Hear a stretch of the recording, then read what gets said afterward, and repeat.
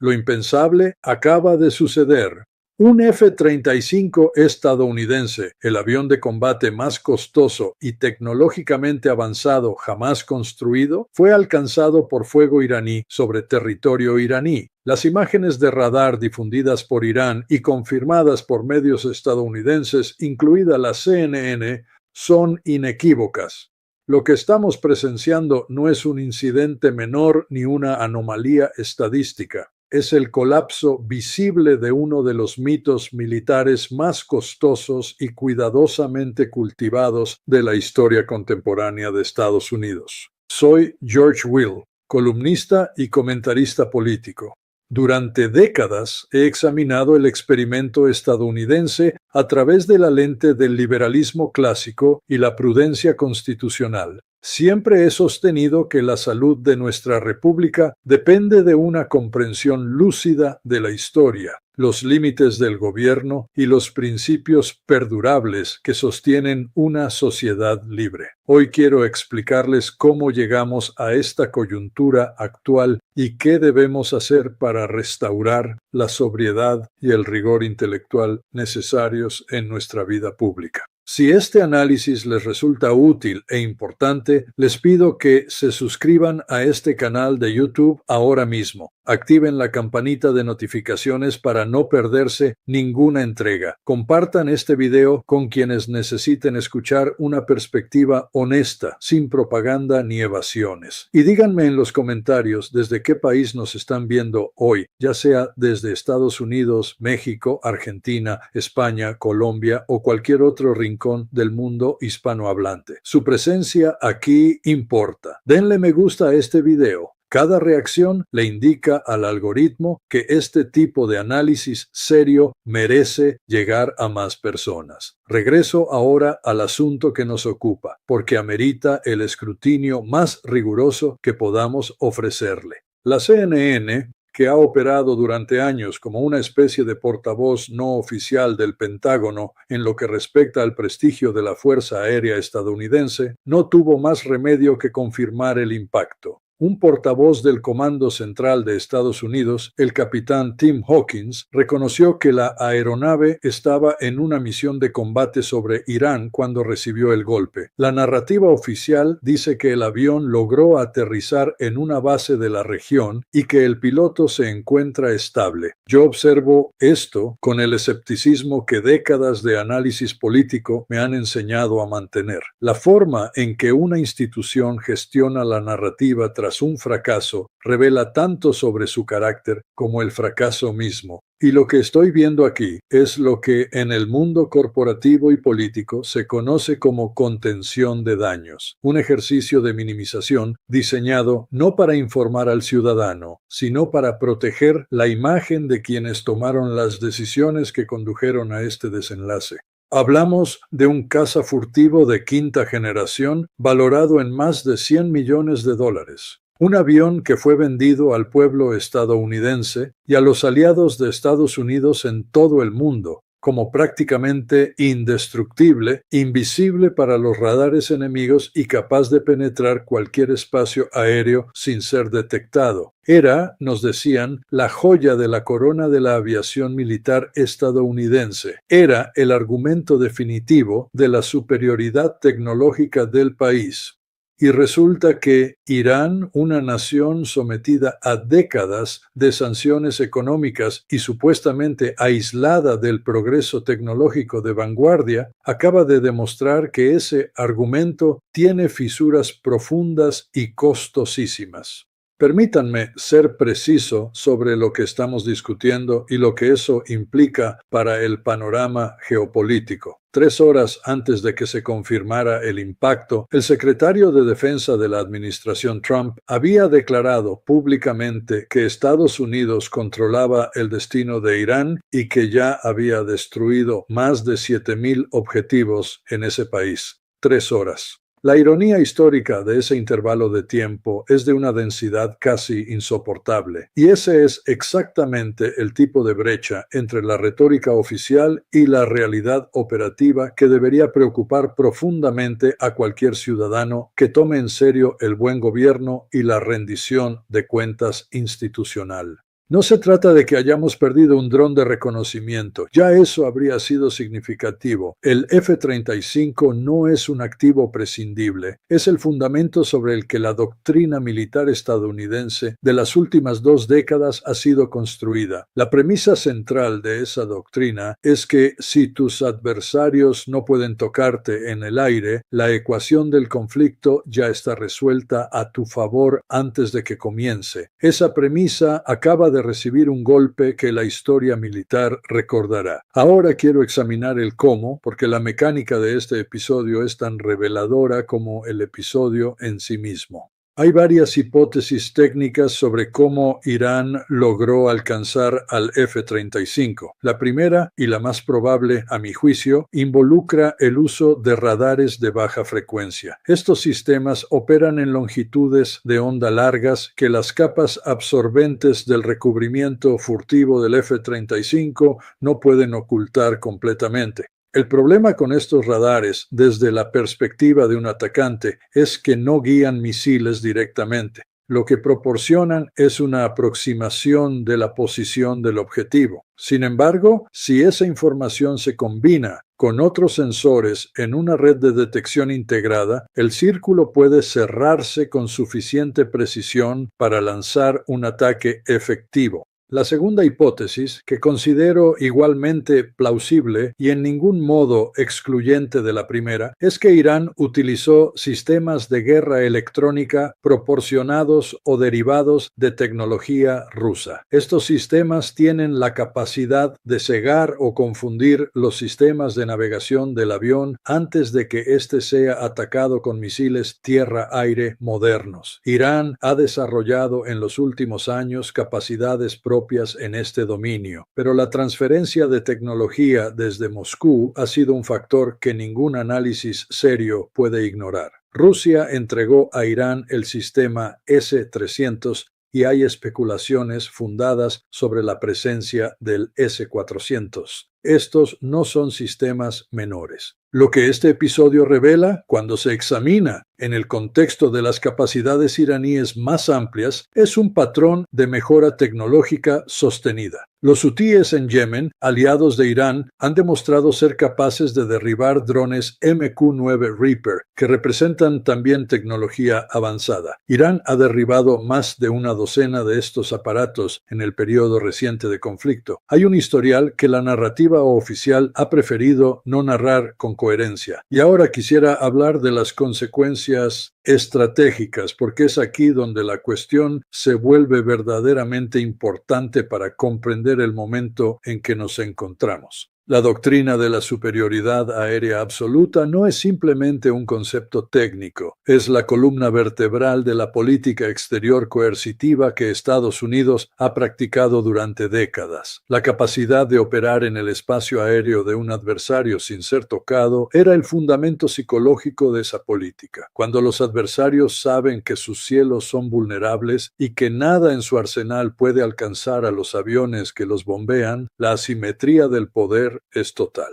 Esa asimetría acaba de reducirse de manera medible y pública. No estoy sosteniendo que la Fuerza Aérea de Estados Unidos se ha vuelto obsoleta de la noche a la mañana. Eso sería una exageración que no me permito. Lo que sí sostengo, con la certeza que me dan décadas de observar la distancia entre la propaganda institucional y la realidad, es que el mito de la invulnerabilidad del F-35 ha muerto en las imágenes de radar que Irán se ha encargado de difundir con eficacia y oportunidad. Y en el mundo de la geopolítica, los mitos tienen una función estratégica real. Cuando un mito muere en público, sus consecuencias son igualmente públicas y reales. Los adversarios de Estados Unidos tomarán nota. China y Rusia, que llevan años sosteniendo que el F-35 era un fracaso sobrevalorado y que la propaganda lo había exaltado más allá de sus capacidades reales, ahora tienen evidencia empírica que respalda esa posición. Los ingenieros militares chinos, estoy convencido, están estudiando cada fotograma disponible de este episodio. La información sobre cómo fue alcanzado este avión tiene un valor de inteligencia extraordinario para cualquier potencia que alguna vez pueda enfrentarse a él. Los aliados de Estados Unidos también tomarán nota, y este es el aspecto que me parece más inquietante desde la perspectiva del interés nacional a largo plazo. Los países del Golfo Pérsico que adquirieron el F-35 a precio de prestigio, que construyeron su doctrina de defensa sobre la premisa de que poseían un activo indestructible, ahora deben enfrentarse a la posibilidad de que invirtieron miles de millones de dólares en una plataforma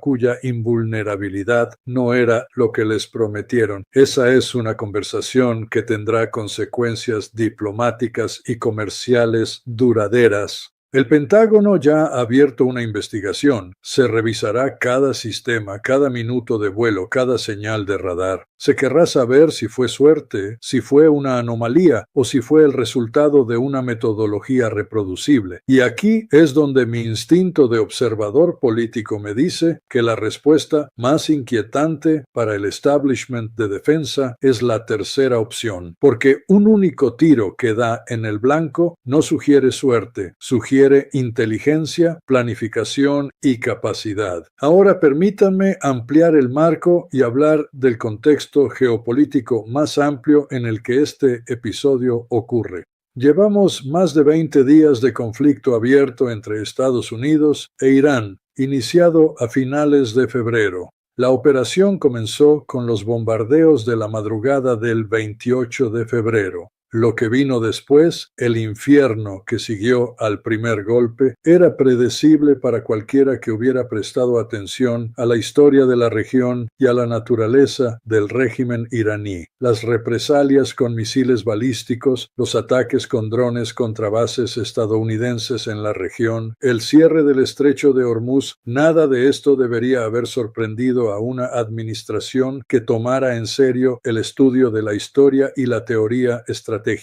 El estrecho de Hormuz es, en términos estratégicos, un embudo por el que pasa aproximadamente el 20% del petróleo y el gas naturales que se comercian en el mundo. Cerrarlo no es un gesto simbólico, es una palanca de poder real con consecuencias económicas globales inmediatas y mensurables. Irán lo cerró como respuesta a los ataques, y la incapacidad de Estados Unidos para reabrirlo revela los límites de la proyección de poder cuando el adversario tiene la voluntad y la capacidad de imponer costos sostenidos. Para reabrirlo se necesitarían buques de guerra operando en una zona donde los misiles están cayendo. Y aquí llegamos al aspecto que, como observador de la política americana durante décadas, encuentro a la vez más revelador y más sintomático del deterioro de la posición internacional de Estados Unidos. La búsqueda de aliados para esta empresa ha producido resultados que serían cómicos si las consecuencias no fueran tan serias. La administración hizo un llamado específico a las potencias navales de la OTAN y a los aliados tradicionales de Estados Unidos para que contribuyeran a desbloquear el estrecho. Las respuestas fueron negativas, excusas diplomáticas o, en el mejor de los casos, promesas vagas de apoyo futuro que en la práctica significan nada. Francia, que tiene presencia naval en la región, dijo que no se involucrará. Japón, aliado tradicional y dependiente del petróleo que pasa por ese estrecho, calculó que el costo político de una participación militar superaba cualquier beneficio concebible. Corea del Sur adoptó una posición similar. El Reino Unido, con todos sus problemas internos y externos, también declinó. China, que no es aliado de Estados Unidos, pero que fue consultada, no enviará sus militares a morir por causas que no percibe como propias. Ante este panorama de negativas generalizadas, un solo país respondió afirmativamente: Estonia, una nación báltica de 1.3 millones de habitantes, sin acceso al Mediterráneo, sin flota naval de proyección y con un ejército de capacidad limitada, voluntariamente ofreció cualquier tipo de apoyo. El primer ministro estonio aclaró que Washington ni siquiera le había pedido nada concreto, pero Estonia levantó levantó la mano de todas formas. Valoro la lealtad de Estonia. Entiendo perfectamente la lógica geopolítica que la impulsa. Una nación pequeña que comparte frontera con Rusia tiene razones muy concretas para cultivar la buena voluntad de Washington. Pero la lealtad de Estonia no puede abrir el estrecho de Hormuz. Sus embarcaciones de patrullaje del Báltico no pueden operar en el Golfo Pérsico. Su ejército no disuade a la Guardia Revolucionaria iraní. Para eso se necesitan portaaviones, sistemas de defensa aérea avanzados y la voluntad política de cruzar fuego sostenido.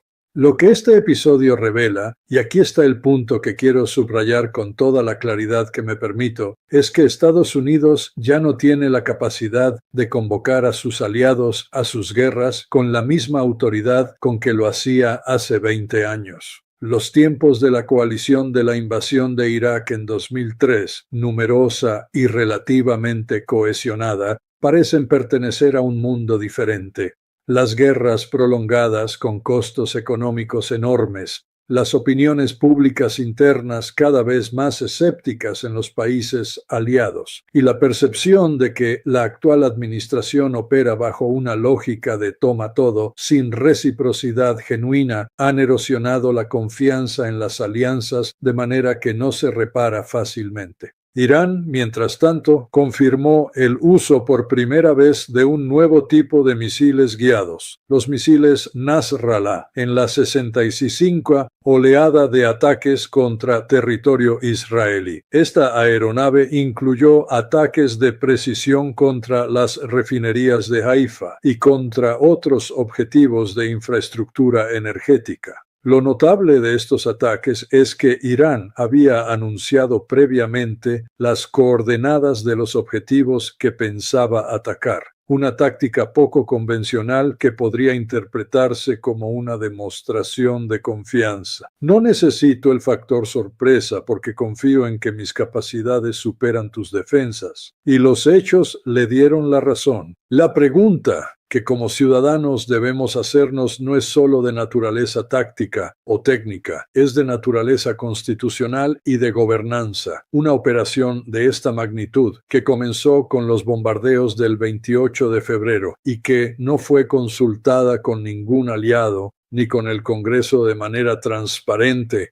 que ha escalado hasta involucrar el cierre de una de las rutas marítimas más importantes del mundo, que ha resultado en la muerte de altos funcionarios iraníes, en el desplazamiento de cientos de miles de personas en el Líbano, en ataques contra infraestructura civil en múltiples países de la región. Esta operación exige rendición de cuentas institucional de la más alta calidad. La imagen que resume este momento, para mí, es la de un avión de $100 millones alcanzado por fuego iraní sobre suelo iraní, mientras el secretario de Defensa declaraba ese mismo día que Estados Unidos tenía el control total de la situación. La distancia entre esa declaración y esa imagen es la distancia entre la retórica de la omnipotencia y la realidad de los límites del poder. Y es esa distancia, más que cualquier derrota táctica específica, lo que debería preocuparnos profundamente. Los contribuyentes estadounidenses pusieron fortunas en el programa del F-35. Tenían derecho a esperar que el dinero de su trabajo produjera la superioridad que les prometieron. La pregunta de qué superioridad compraron exactamente es una que el Pentágono, el Congreso y la ciudadanía tienen el derecho y la obligación de plantear con toda seriedad.